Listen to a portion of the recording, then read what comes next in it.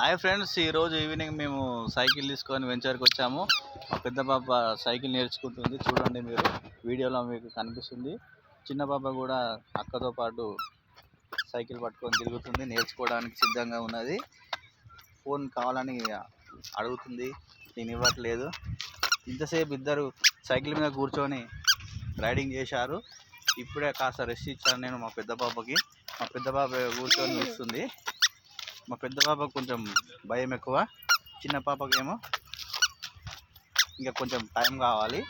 అందుకనే ఇంకా చిన్న పాప దింపేశాను. ఇప్పుడే వెనక కూర్చుంది వాళ్ళ అక్కతో పాటు. ఇంకా మేము వెంచర్కి వచ్చాము. మా ఇంటి పక్కనే వెంచర్ ఉంటుంది, హెచ్ఎండిఏ వెంచర్కి వచ్చాము.